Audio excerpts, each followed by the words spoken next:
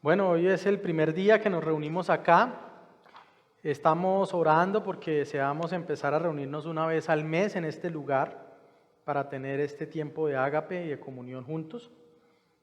Así que le pido que estemos orando por esto. Pero también, si el Señor permite, hay una posibilidad de que podamos comenzar a reunirnos en este lugar todos los domingos.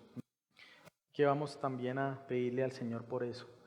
Y al pensar en eso, quiero recalcar algo antes de comenzar la predicación, y es que debemos dar gracias a Dios, porque este tiempo que hemos vivido, que el mundo ha vivido, ha sido difícil, ha sido complejo. Al entrar a este tiempo incierto y de dificultad, había muchos temores, y hay todavía muchos temores en los hombres, y ha habido muchos temores también en el pueblo del Señor. Así que el hecho de que estemos reunidos, el hecho de que la última vez que nos hayamos reunido todos juntos, hayamos sido menos personas, no es algo que nos debe llenar de orgullo como iglesia. No es algo que nos debe ser llevados a pensar en que somos mejores que otras congregaciones porque nos reunimos o otros no. Todo esto, mis hermanos, es solo una muestra de la misericordia de Dios. Así que yo le pido a usted que hoy ponga los ojos en el Señor. No se trata de los hermanos que están en la alabanza, no se trata de mí, no se trata de la diligencia de nuestros servidores. Más allá de eso, se trata de un Dios bueno que está en medio de nosotros, que ha decidido salvar un pueblo, que ha abierto los ojos de algunos para que vengan a buscarlo y que por misericordia nos ha ayudado a otros a perseverar y seguir caminando en la fe. Amén. Así que hoy es un día para tener un agradecimiento humilde delante de Dios y para exaltarlo y para adorarle. Vamos a leer, mis hermanos, Esdras capítulo 3, que es lo que voy a estar enseñando en el día de hoy. Esdras capítulo 3 dice lo siguiente: Cuando llegó el mes séptimo, ya estando los israelitas en las ciudades, el pueblo se reunió como un solo hombre en Jerusalén.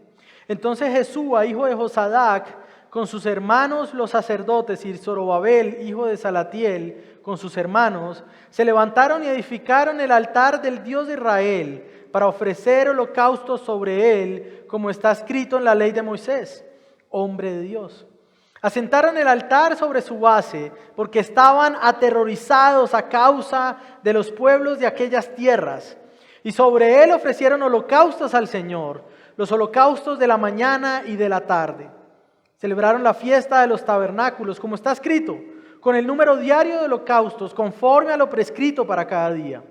Y después ofrecieron el holocausto continuo, y los de las lunas nuevas, los de todas las fiestas señaladas del Señor que habían sido consagradas, y los de todos aquellos que ofrecían una ofrenda voluntaria al Señor. Desde el primer día del mes séptimo comenzaron a ofrecer holocaustos al Señor, pero los cimientos del templo del Señor no se habían echado todavía. Entonces dieron dinero a los canteros y a los carpinteros, y alimento, bebida y aceite a los sidonios y a los tirios para que trajeran madera de cedro desde el Líbano por mar hasta Jope, conforme al permiso que tenían de Ciro, rey de Persia.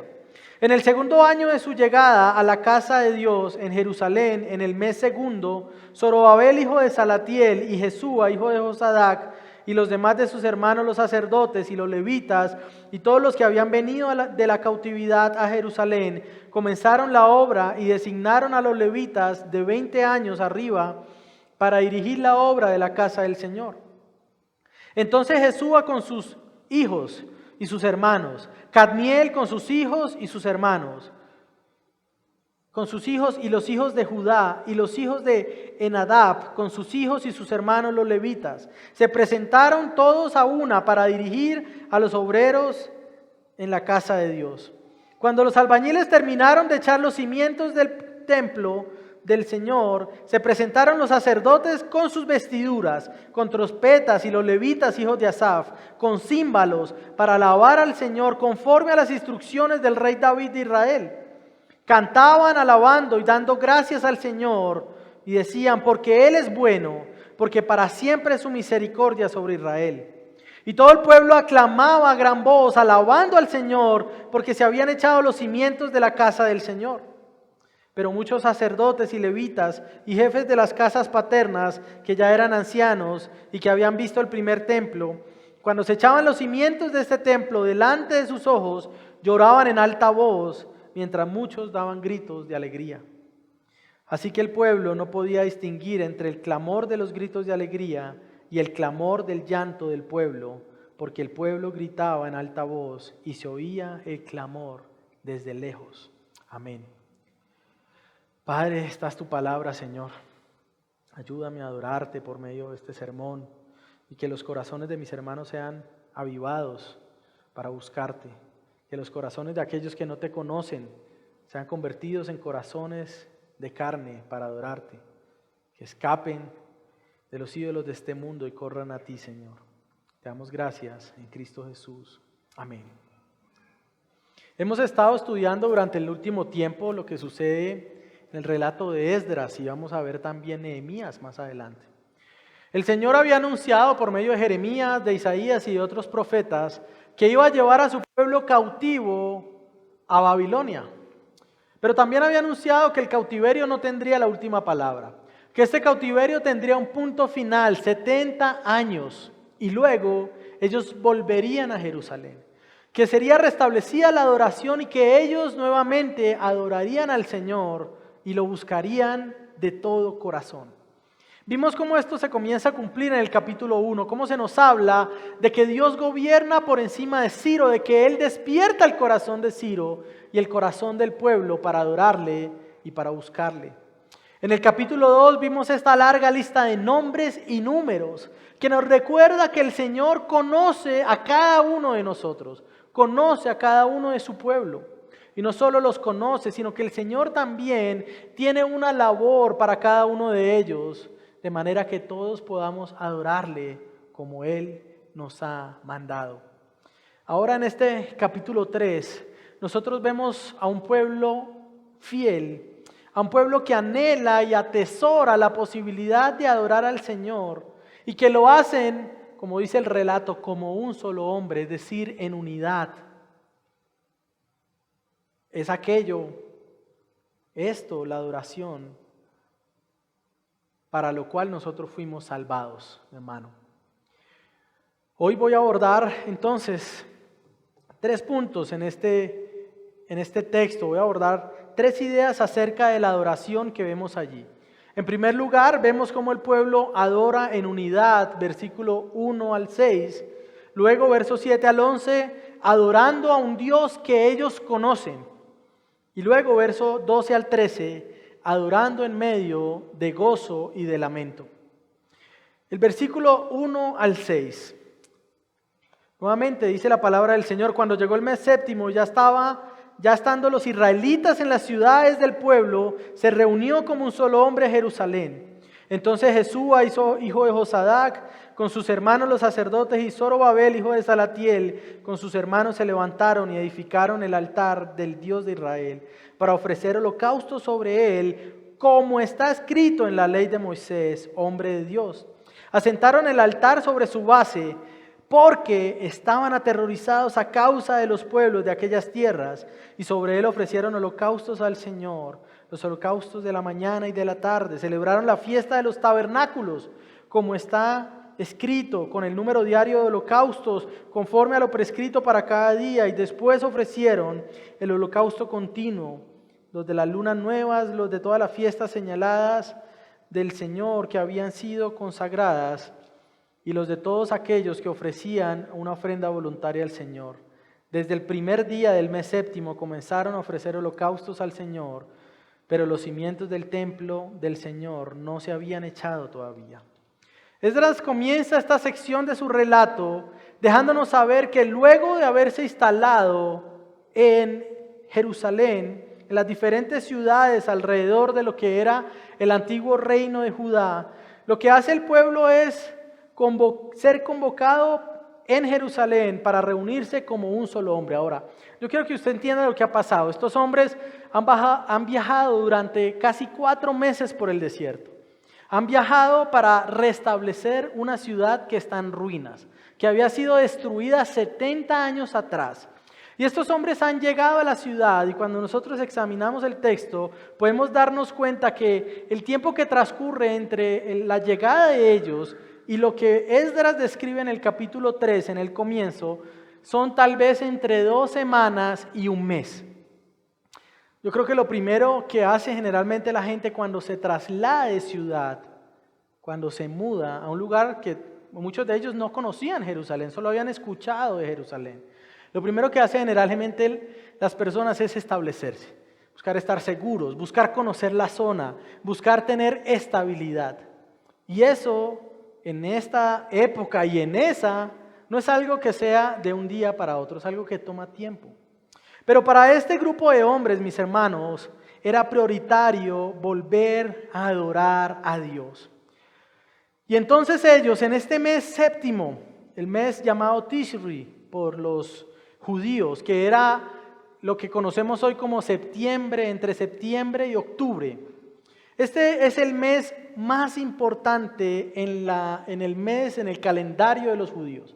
Tal vez para usted no, el séptimo mes, bueno, a no ser de que usted haya cumplido años en ese mes, pero tal vez no tenga mayor trascendencia.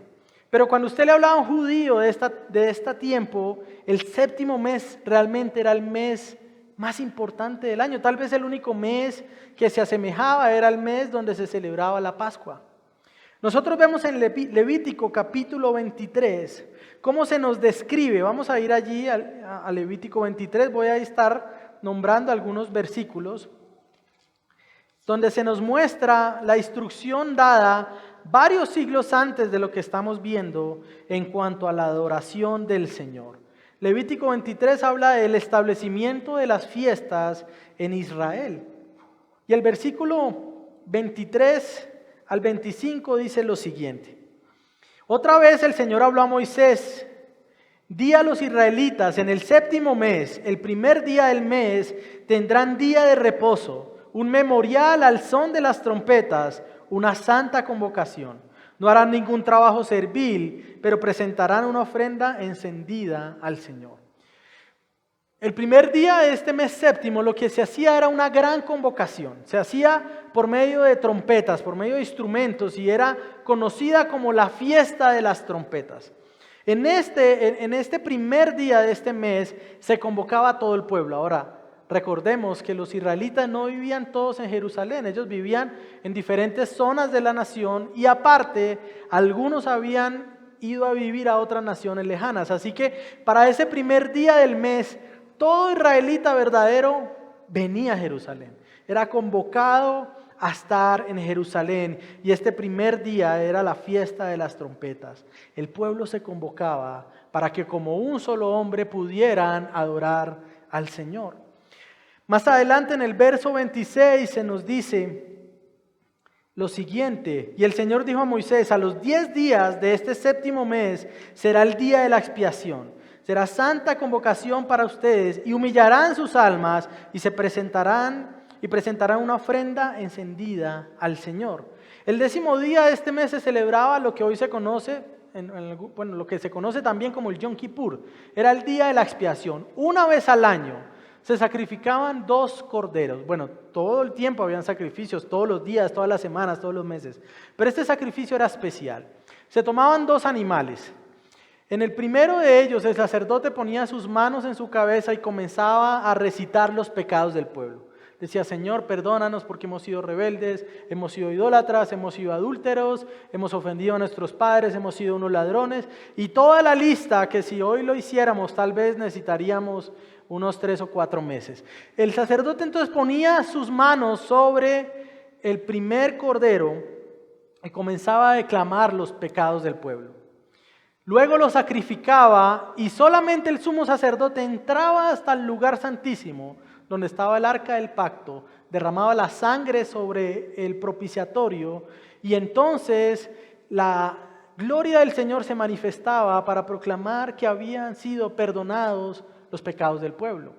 Como señal de que Dios había perdonado los pecados, el otro cordero era dejado en libertad, era llevado por un sacerdote al desierto y era liberado para que nadie supiera dónde estaba. Así que el primer cordero significa que sin muerte no hay remisión de pecados, sin derramamiento de sangre no hay perdón de pecados.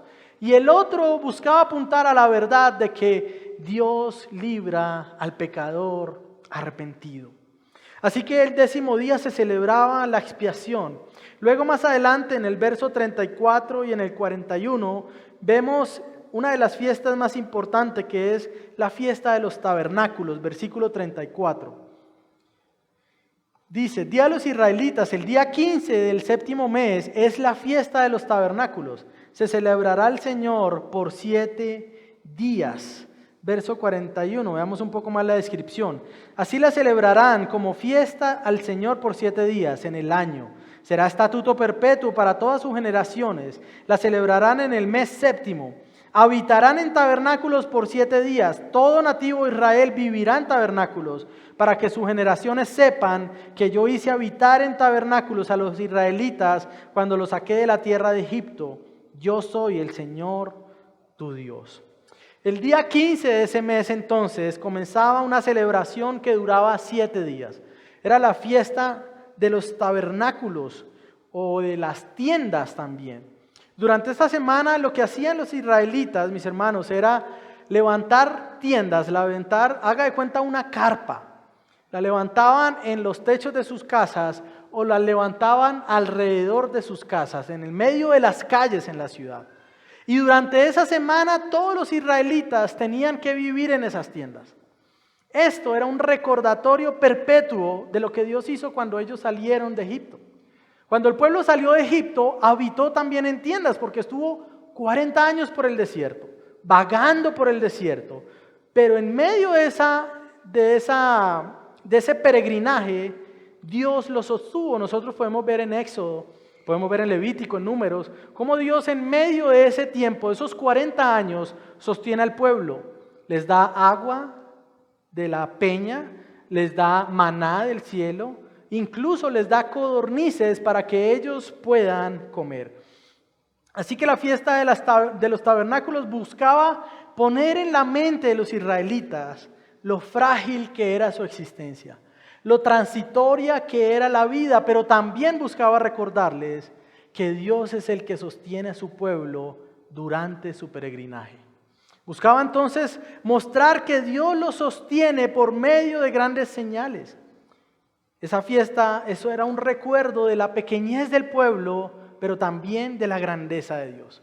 Ahora recordemos, estos hombres habían viajado al menos 4 meses por el desierto. Habían estado habitando en tiendas. Habían llegado hace 2 o 3 semanas y tal vez hasta ahora tenían otra vez una casa donde vivir. Pero ahora vienen a celebrar la fiesta de los tabernáculos. Vienen a decir otra vez: bueno, Señor, así como tú sostuviste al pueblo en el camino de Egipto hacia la tierra prometida, nos has sostenido a nosotros en el camino de este nuevo éxodo de Babilonia a Jerusalén nuevamente. El relato nos muestra también la importante labor que hacen Jesúa, que era nieto de Seraías. Si usted puede mirar en su Biblia luego, en 2 de Reyes capítulo 25, Seraías era el abuelo de Jesúa. Él había sido asesinado por Nabucodonosor. Era un sumo sacerdote. Luego el hijo de Seraías habita también en Babilonia y luego tiene por hijo a Jesús. Así que este sacerdote que los está liderando era descendiente de esa línea de sumos sacerdotes.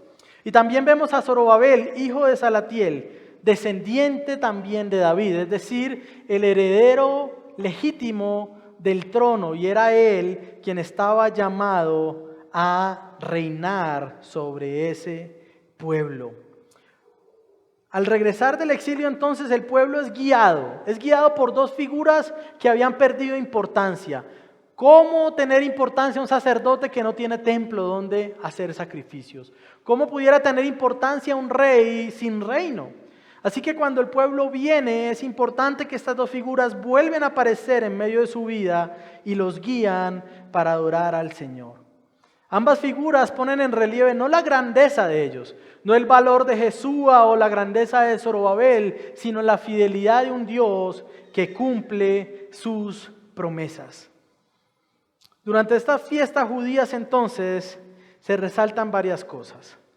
En primer lugar, usted ve que el pueblo debía reposar de las demás actividades para dedicarse a orar a Dios. Es decir, que la fiesta de los tabernáculos no era algo que usted hacía cuando le sobraba tiempo. Una semana entera dedicada para adorar al Señor. Sus trabajos puestos en pausa, sus negocios puestos en pausa, sus actividades agrícolas puestas en pausa, porque había una prioridad de adorar al Señor, que es quien a ellos les proveía de todas las cosas. Así que la adoración implicaba reposo de las actividades de este mundo.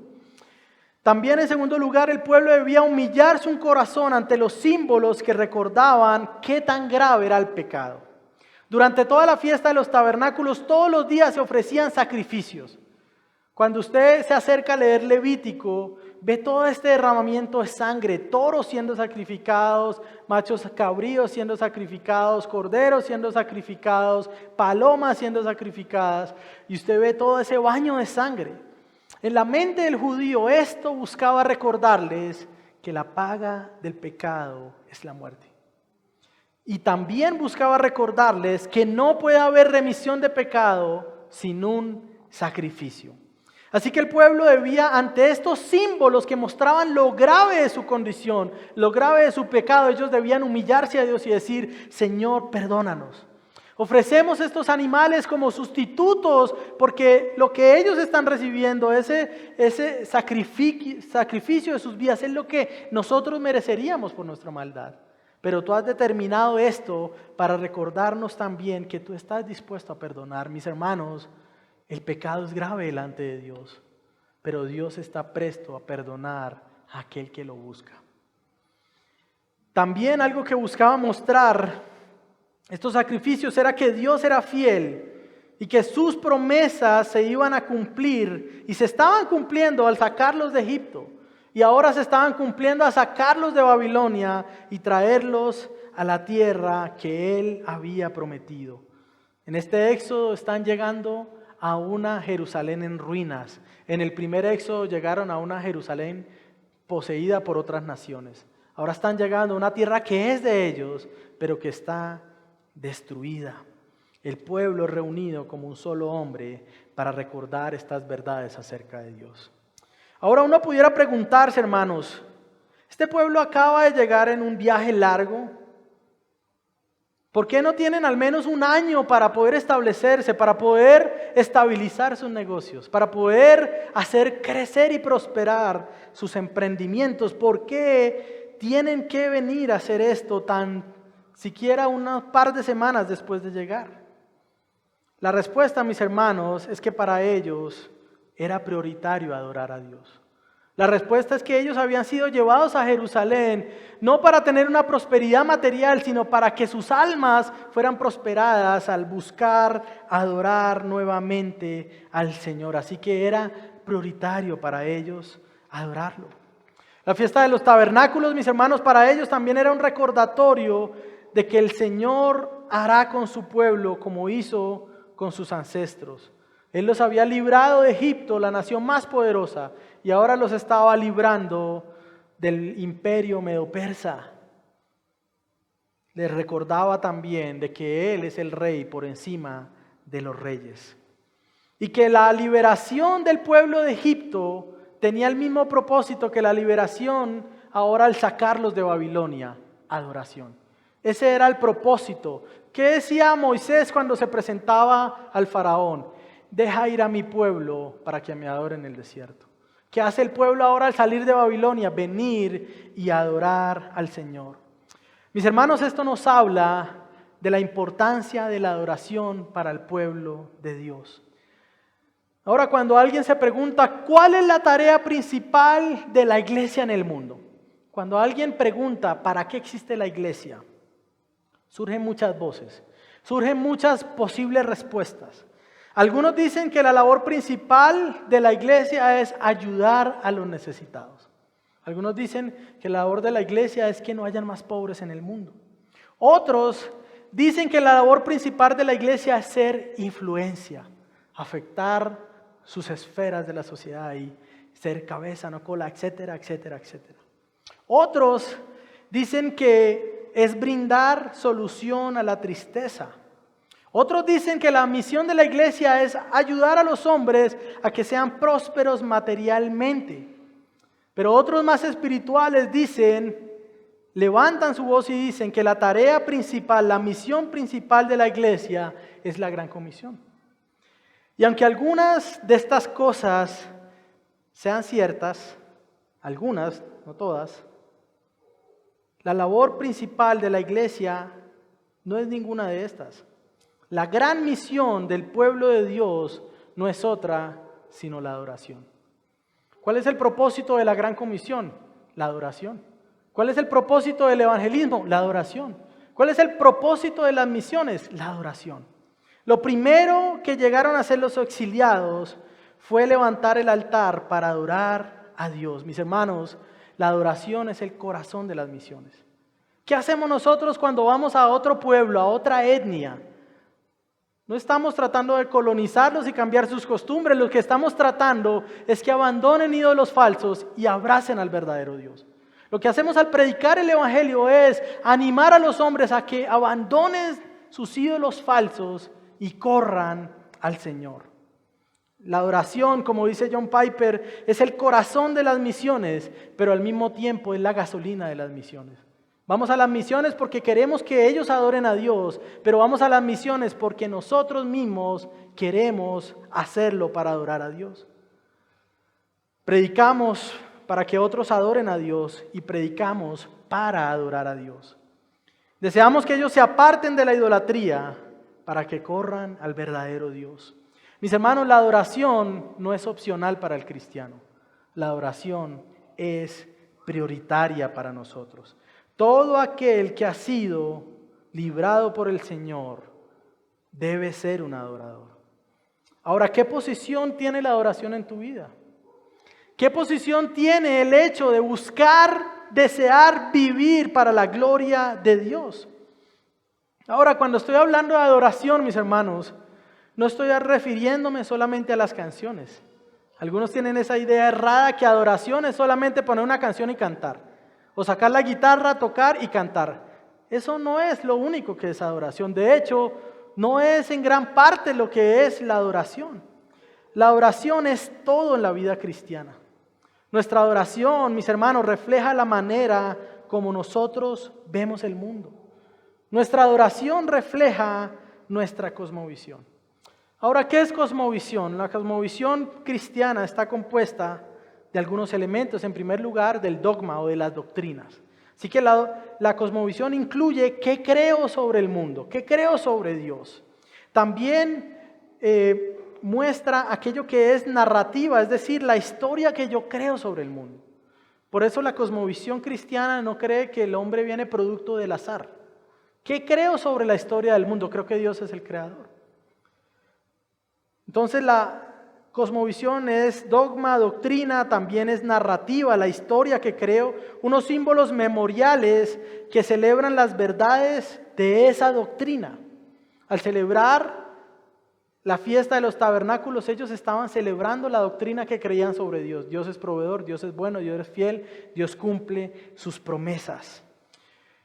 Y la liturgia entonces, estos símbolos memoriables celebran las verdades. Y la liturgia entonces es el uso de los dogmas, de la doctrina, de la narrativa y de los símbolos al adorar o al presentar nuestras vidas humilladas delante de Dios.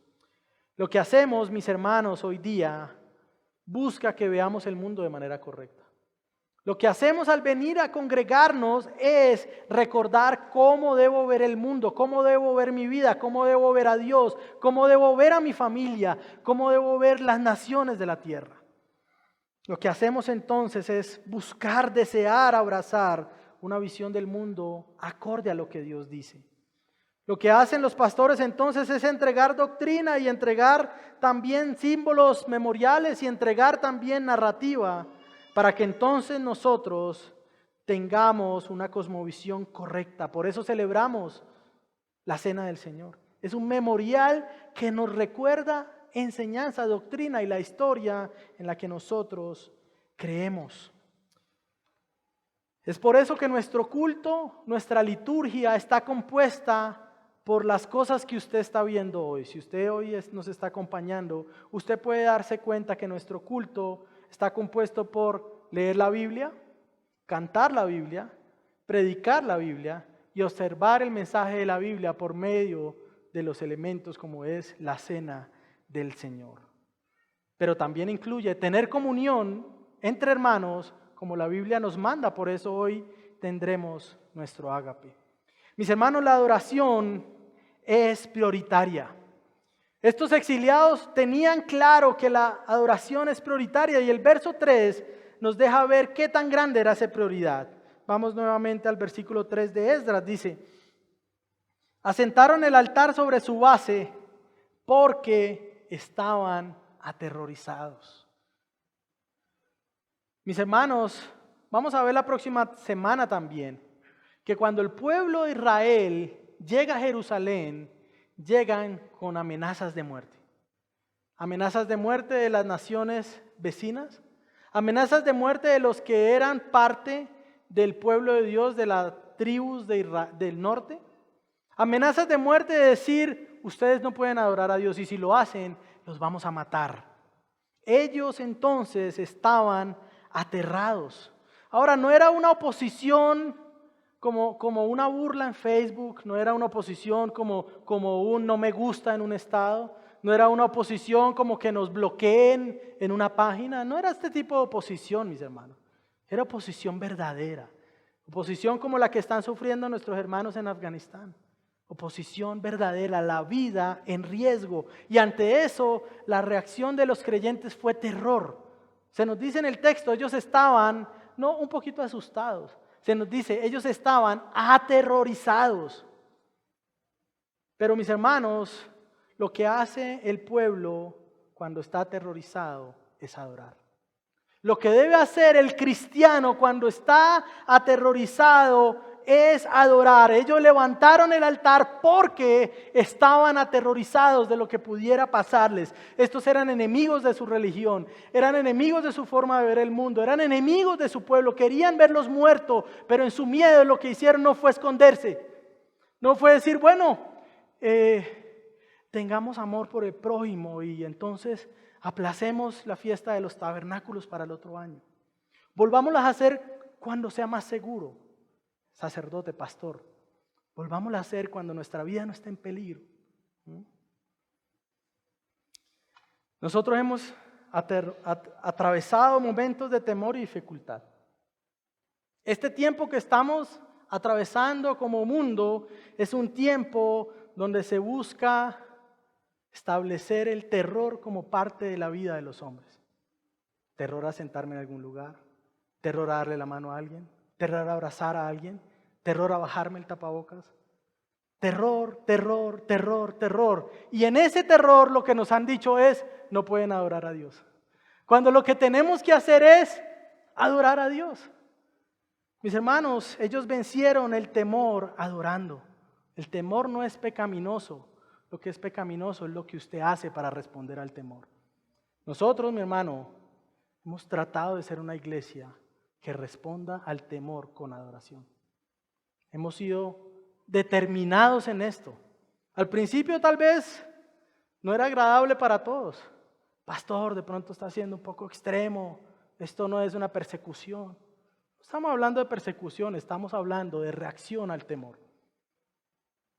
¿Cómo está reaccionando usted ante el temor que vive el mundo? ¿Cómo ha reaccionado usted durante estos casi 2 años al temor? ¿Apartándose de lo que debe hacer, que es adorar a Dios? ¿O volcarse a buscarlo y decir, Señor, porque estoy aterrorizado, vengo y te adoro y te busco? Y recuerdo que tú eres fiel, y recuerdo que tú eres bueno, y recuerdo que tú nos guardas. Ellos vencieron el temor adorando. Matthew Henry sobre esto dice lo siguiente: estaban en medio enemigos de ellos y de su religión, y por eso erigieron el altar. La percepción del peligro debería despertar en nosotros el amor al cumplimiento del deber. El mejor uso que podemos hacer de nuestros temores es que nos ayuden a ponernos de rodillas. Cierro mi cita. El único propósito honroso del temor es que nos lleve de rodillas delante de Dios. Levantar el altar y ofrecer sacrificios era una declaración pública de rendición y confianza en el Dios del pacto. Mis enemigos me están rodeando, me quieren matar, pero yo levanto un altar para decirles que mi Dios es fiel, que mi Dios es poderoso y que mi Dios es grande y que yo confío en Él. La pregunta que debemos hacernos, mis hermanos, en este tiempo es: ¿qué deben hacer los creyentes temerosos? ¿Qué debemos hacer cuando el temor toca nuestra puerta? La respuesta es evidente, mis hermanos, y es que en medio del temor estamos llamados como pueblo a adorar a Dios. Y esto tristemente es algo que parte del cristianismo en este tiempo no ha hecho. Hace unos 3 años vine a este mismo lugar y averigüé qué posibilidad había de rentar un domingo para reunirnos. Y era imposible debido a que en ese momento había una iglesia que tenía un contrato extendido para todos los domingos. Esa iglesia hoy no existe. El temor y el terror les negó la adoración y claudicaron por eso. ¿Somos mejores que ellos? En ninguna manera. Debemos más bien orar y pedirle al Señor que nos ayude a seguir adorándolo y que el pueblo, la iglesia, siga adorando al Señor. Otra cosa sobre la adoración es que está regulada por Dios. Se nos dice que ellos adoraron como estaba escrito por Moisés. La adoración, mis hermanos, no es un asunto de preferencia, no es un asunto de gusto. Bueno, yo quiero adorar a Dios, entonces, soy artista, me gusta el teatro, me gustan los mimos, me gustan, ¿sí? Vamos a incorporar todo eso a la adoración pública del domingo. No. La adoración no se trata de lo que a usted le gusta, se trata de lo que Dios ha mandado. Como estaba escrito. Debemos recordar en cuanto a la adoración que nuestro llamado, mis hermanos, no es a deslumbrar a Dios con nuestra imaginación. Al adorar a Dios, y eso a veces nos lo enseñaban en otros contextos, deslumbra a Dios con tu imaginación, con tu capacidad de innovar. Alguna vez leí: lancemos cartas al cielo para asombrar al Señor. Inflaban bombas, ¿sí? Mis hermanos, la adoración no es un asunto de imaginación, sino de exaltar a Dios con nuestra fidelidad. Esta es una iglesia que desea ser fiel a Dios. No adorar como nos gusta, no adorar como pensamos que puede ser más atractivo para los nuevos. Traigamos más gente. Si traemos algún famoso de pronto que nos cueste un par de historias y chistes, tal vez vendrán más. Pero la adoración se trata de ser fiel al que nos rescató. Se trata de Él, no de sorprender a los que vienen, sino de darle gloria a Dios con nuestra fidelidad. Finalmente, la adoración está enfocada en Dios, mis hermanos. No se trata de usted. No se trata de cómo usted se sienta después de culto, si se sintió amado, si no se sintió amado por la palabra. Bueno, se trata de cómo Dios es exaltado. Ahora, eso repercute en nuestra vida. No se trata de que las emociones deben ser satanizadas. Se trata de que toda emoción espiritual se basa en una verdad espiritual, no en manipulación humana, ni en ritmos más suaves de música.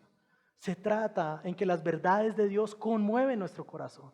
¿Cómo no conmovernos ante la verdad de que Dios terminó el exilio como lo había prometido 70 años y 200 y 300 años antes?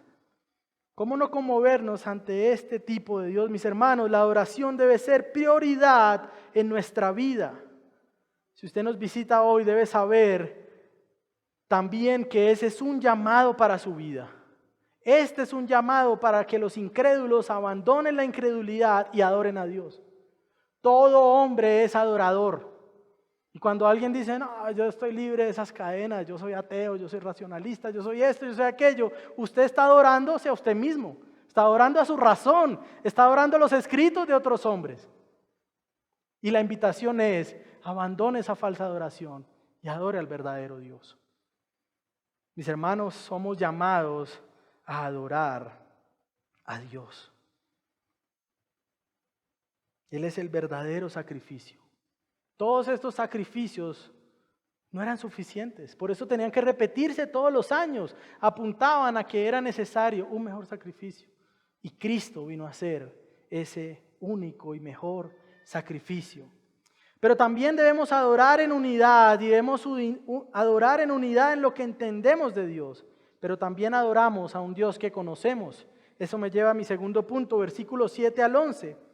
En primer lugar, los versos 7 al 9 nos muestran el gran esfuerzo del pueblo para realizar la obra de reconstrucción del nuevo templo. ¿Cómo construir un templo que requiere gran cantidad de cedro si usted habita en un lugar donde lo único que hay es cactus?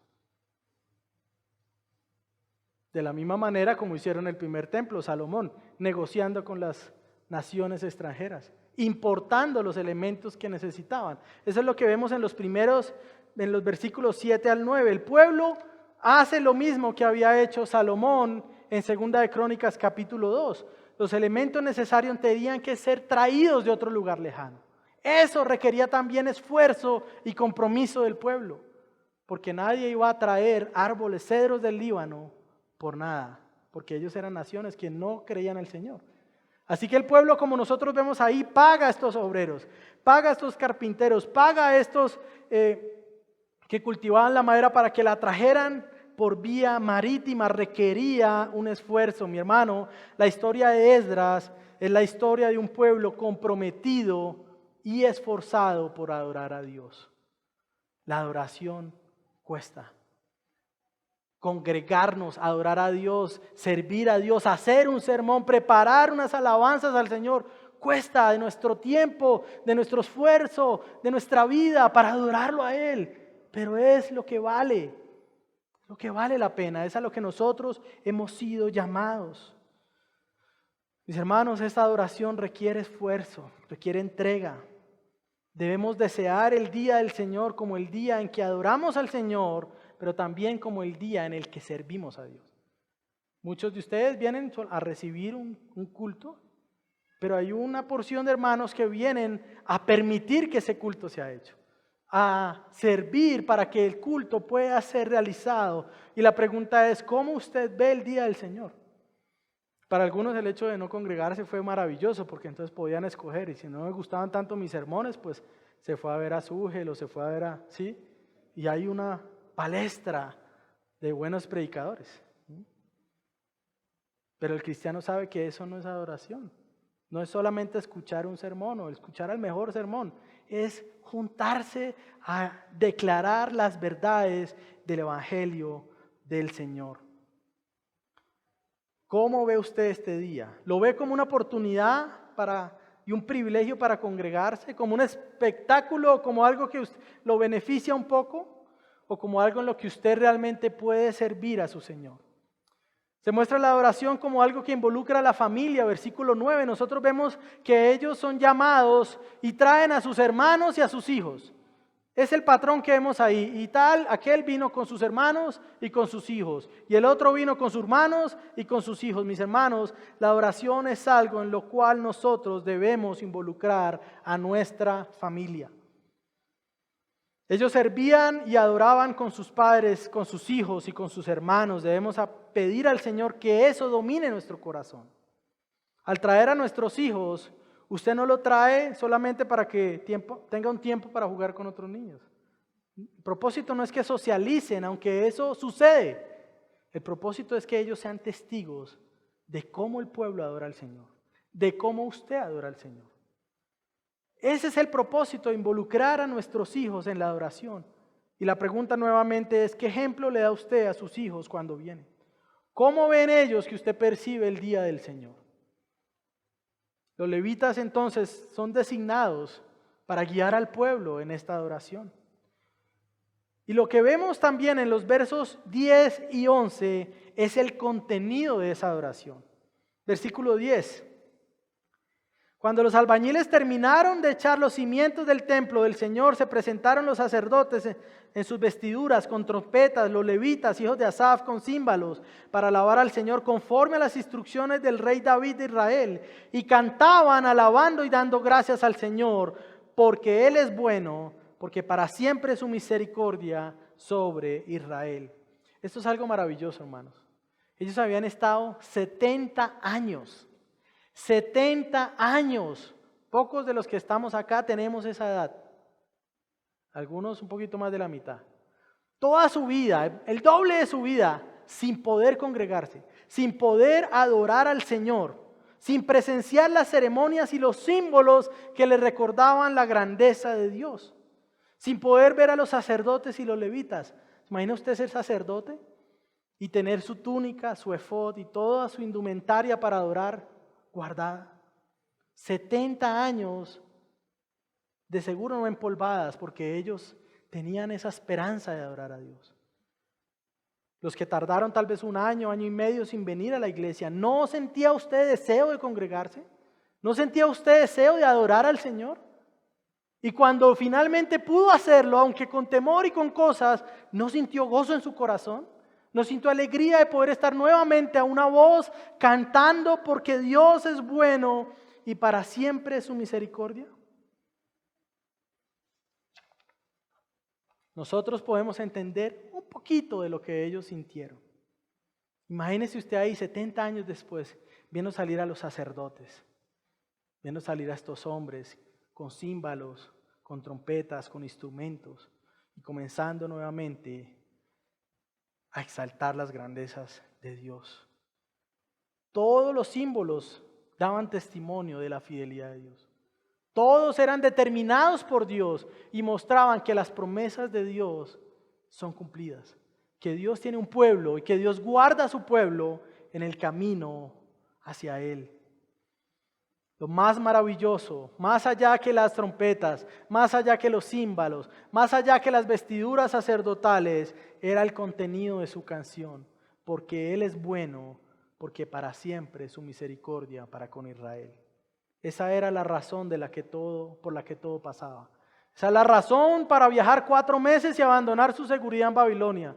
Era la razón para abandonar sus casas recién levantadas en la ciudad donde estaban. Era la razón para poder esforzarse en levantar los cimientos. Y era: Dios es bueno y para siempre es su misericordia. Dios está dispuesto a recibir los sacrificios. Dios está dispuesto a perdonar el pecado del pueblo. Este es el canto de los que conocen a su Dios, mis hermanos. Es el canto de los que atesoran su libertad. Es el canto de los que aman a su Redentor. Cuando cantamos en la iglesia, cantamos como los que fuimos libertados. Si usted no canta como un hombre libre, usted aún es esclavo. Si usted no atesora cantarle al Señor, usted aún está muerto en delitos y tiene que venir a vivir y a exaltar la grandeza del Señor. Pero es un canto también que cumplía las profecías dadas. Vamos a ir rápidamente a Jeremías 33. Esto es escrito varias décadas antes de Esdras, de lo que vemos en Esdras. Jeremías 33, verso 10. Así dice el Señor: en este lugar del cual ustedes dicen es una desolación, sin hombres y sin animales, en las ciudades de Judá y en las calles de Jerusalén que están desoladas, sin hombres, sin habitantes y sin animales, se oirá de nuevo voz de gozo y voz de alegría, la voz del novio y la novia y la voz de la novia, la voz de los que dicen: den gracias al Señor de los ejércitos, porque el Señor es bueno, porque para siempre es su misericordia. Este era el cumplimiento de una profecía dada por Jeremías. El pueblo estaba dando cumplimiento a las promesas de Dios al cantar. Mis hermanos, la historia de los exiliados que regresan es nuestra historia. Hoy estamos nuevamente juntos, estamos nuevamente como un solo hombre, exaltando a Dios, siendo expuestos a la palabra, viendo los memoriales de la salvación del Señor por medio de la Santa Cena. Cristo es la razón de nuestro canto. Nosotros podemos unirnos en este canto con este pueblo, pero tenemos aún más evidencia que ellos de lo que cantaban. Usted tiene más evidencia hoy de que Dios es bueno y de que para siempre es su misericordia de lo que tuvieron los exiliados al regresar. Nosotros hoy estamos al otro lado de la cruz. Ellos adoraban con una esperanza futura. Nosotros adoramos viendo a lo que ha hecho el Señor. pero también tenemos una esperanza por cumplir. Cristo es la razón de nuestro canto. Nosotros cantamos viendo en Cristo la mayor muestra de bondad de Dios para con nosotros. Si usted tiene dudas de que Dios es bueno, mire la cruz. Si piensa que Dios lo ha abandonado, mire la cruz. Si está ansioso, triste, preocupado por el futuro, atemorizado por el presente, mire a la cruz y cobre ánimo en el Señor. Cantamos como los beneficiarios de la misericordia de Dios cuando abrazamos el sacrificio que nos ha salvado. Cantamos como quienes han reconocido a Jesús como el Cordero de Dios que quita el pecado del mundo. Cantamos como los que saben que Dios cumple sus promesas y cantamos como los que saben que Dios está en medio de nosotros. Pero igual que el pueblo, también adoramos en medio de gozo y lamento. Esto me lleva a mi último punto, versículo 11 y 12.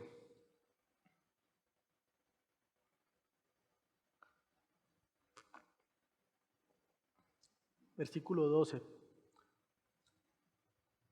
Pero muchos sacerdotes y levitas y jefes de las casas paternas que ya eran ancianos y que habían visto el primer templo, cuando se echaban los cimientos de este templo delante de sus ojos, lloraban en alta voz, mientras muchos daban gritos de alegría. Así que el pueblo no podía distinguir entre el clamor de los gritos de alegría y el clamor del llanto del pueblo, porque el pueblo gritaba en voz alta y se oía el clamor desde lejos. Adoramos en medio de gozo y lamento. Los últimos versos nos dejan ver un contraste. Parte del pueblo estaba gritando de alegría, pero parte del pueblo estaba llorando frente a los cimientos que se estaban levantando. ¿Por qué había tristeza? Había tristeza porque había una gran diferencia entre el templo de Salomón y este templo. Había tristeza porque había un contraste entre la situación del pueblo cuando Salomón construyó el primer templo y el pueblo ahora. Cuando el pueblo salió de Egipto, mi hermano, eran 600,000 personas. Se multiplicaron luego, así que en la época de Salomón vinieron a ser millones. Pero el pueblo que está hoy regresando de Babilonia no alcanzan a ser 50,000 personas. El pueblo se ha diezmado. Hay tristeza porque la nación ya no es lo que era. El nuevo templo también estaba desprovisto de algunas cosas. Nosotros no vemos en la descripción que celebraron el Yom Kippur, por ejemplo. No vimos que celebraron el día de la expiación. Eso era porque el arca del pacto se había perdido en la conquista de Babilonia. El arca del pacto ya no estaba allí. El elemento que mostraba que Dios se manifestaba al pueblo no estaba allí. La Shekinah de Dios ya no estaba. Los implementos, algunos de los que se llevó Nabucodonosor nunca volvieron. Así que este templo, en un sentido, no era tan glorioso como el templo de Salomón. Ahora, no es que ese templo nuevo no fuera maravilloso, no fuera glorioso, pero en un sentido no tendría la gloria del primero, aunque en otro sentido que vamos a ver ahora, tendría mucha mayor gloria que este templo primero. Hay llanto porque algunas profecías de ese templo no se han cumplido. Las profecías anunciaban que el templo sería majestuoso. Las profecías anunciaban que habría un Mesías en medio de ese templo. Las profecías anunciaban que todas las naciones se rendirían ante Israel. Pero lo que estaba pasando es que ellos habían recibido un permiso de su gobernante.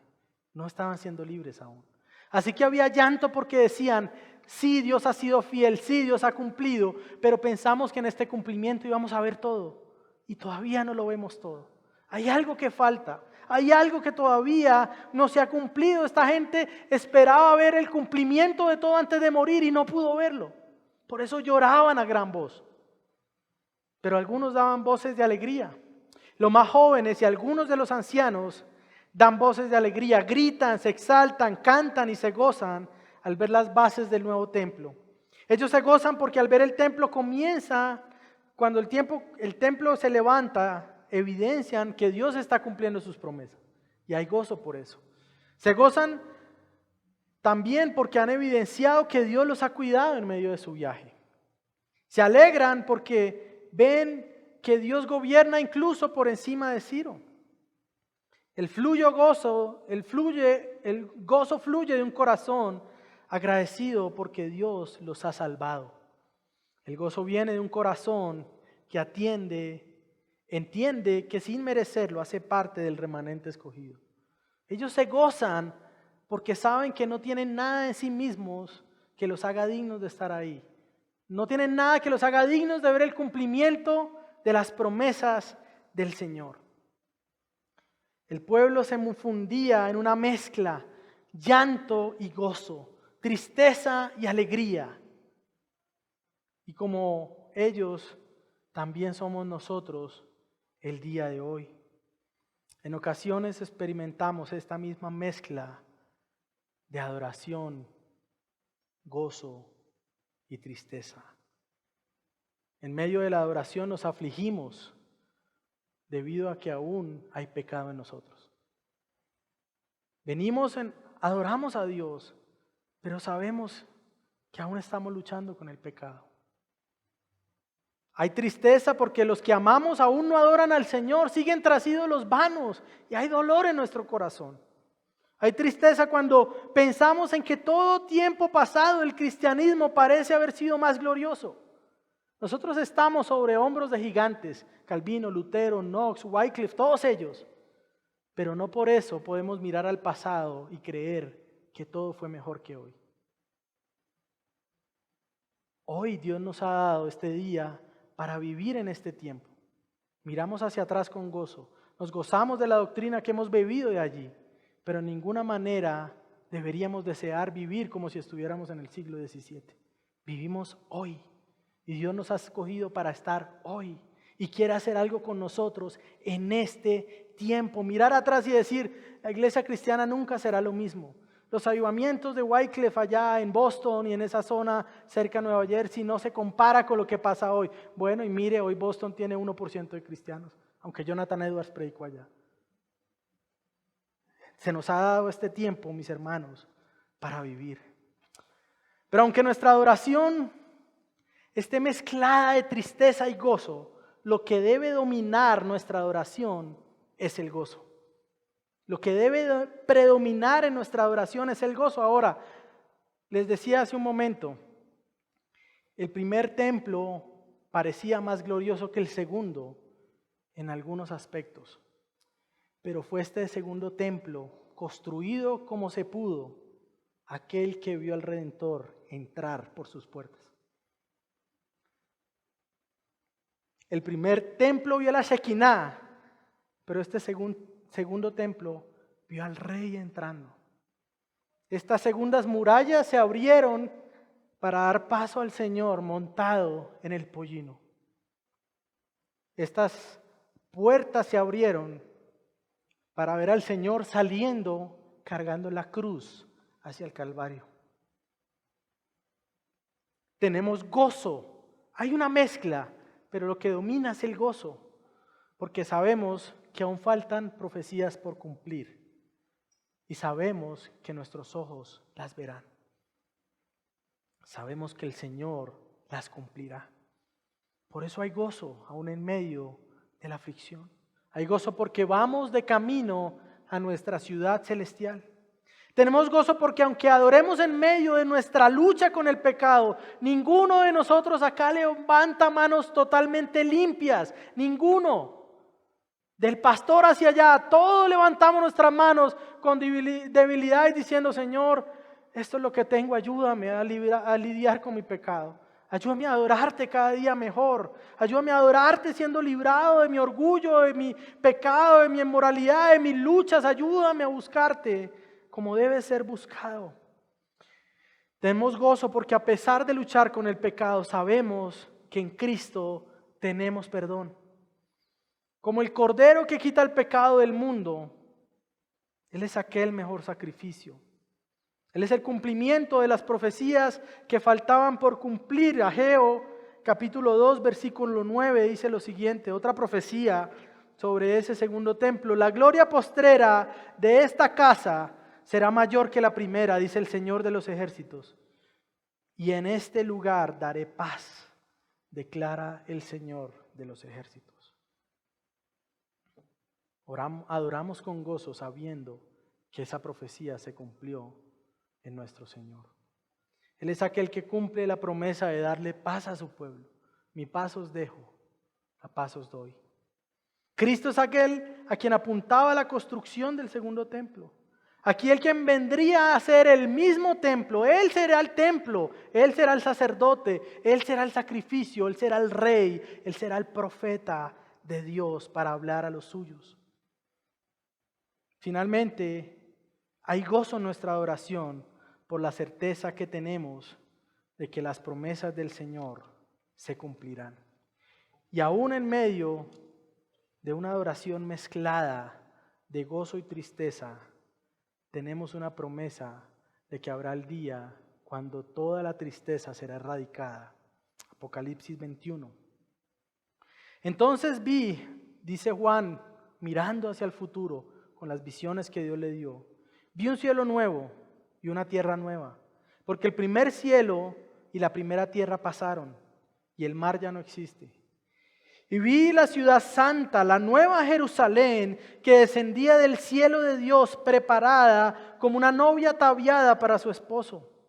Entonces oí una gran voz que decía desde el trono: el tabernáculo de Dios está entre los hombres, y Él habitará entre ellos, y ellos serán su pueblo, y Dios mismo estará entre ellos.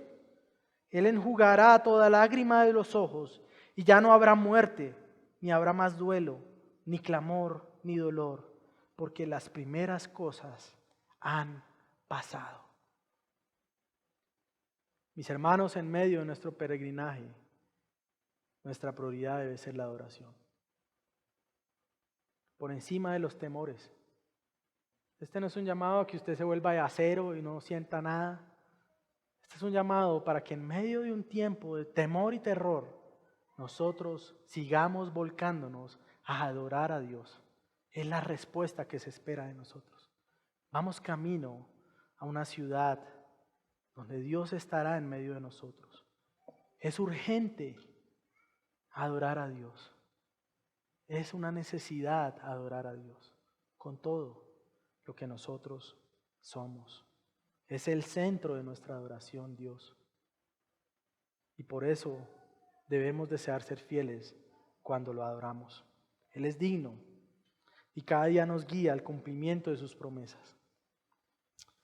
Algunas aplicaciones para terminar. En primer lugar, si usted ha llegado a este lugar, de pronto solamente porque después vamos a almorzar o para estar con su familia, que son buenas razones también. Usted debe saber que hoy usted ha escuchado el Evangelio otra vez. Si lo había escuchado, hoy lo volvió a escuchar. Si no lo había escuchado, hoy lo está escuchando. Usted debe buscar al Señor. Si usted ha vivido sin Cristo, usted no ha vivido otra cosa sino una vida de idolatría y perversión, y está muerto en sus delitos y pecados y necesita venir al Salvador. Conviértase en un adorador del Señor. Acá hay una comunidad de adoradores del Señor que lo podemos recibir con gozo, no porque somos mejores que los incrédulos, solo por la misericordia del Señor. En segundo lugar, nosotros somos llamados a priorizar la adoración y ser fieles en adorarlo como Él manda. Mis hermanos, debemos ser comprometidos en adorar a Dios como Él nos dijo. Si algún día usted empieza a ver que hay algo raro, por favor, háblenos. Corra y exhórtenos. ¿Cómo enseñamos a nuestras familias a adorar? ¿Cómo enseñamos a adorar? Otra aplicación, mis hermanos, es que somos llamados a adorar en medio del terror. Es nuestra arma más eficaz. No hay cepa que valga contra ella. Debemos adorar en medio del terror. Adoramos a Dios porque nos ha librado del pecado y de la muerte. Y debemos ver las misiones como el deseo de adoración en el mundo. Hacemos misiones porque queremos que todos adoren. Si usted tiene un llamado a esto, o no lo tiene, piense, ore al Señor. Debemos adorarlo. atesore este día, atesore el esfuerzo del pueblo por adorar a Dios. Que el Señor nos ayude, mis hermanos, en esto. Vamos a terminar adorando al Señor. Vamos a terminar continuando con la adoración a Dios. Todo nuestro culto es de adoración. Cuando yo empecé a tener contacto con iglesias, digamos, más volcadas hacia una doctrina reformada y escuché nuestro culto de adoración, yo pensé, uy, ¿cómo será? ¿Solo cantarán? ¿O? Esto es adoración. Todo nuestro servicio es de adoración. Leemos la palabra para adorar, cantamos la palabra para adorar, predicamos la palabra para adorar, tenemos comunión unos con otros para adorar. Esta es nuestra adoración, pero no termina hoy, ni termina con el ágape. Tenemos que continuar adorando al Señor día a día. Esto solo es la muestra comunitaria de que adoramos y amamos a nuestro Redentor. Cantemos, mis hermanos, pongámonos en pie y cantemos. La salvación es del Señor.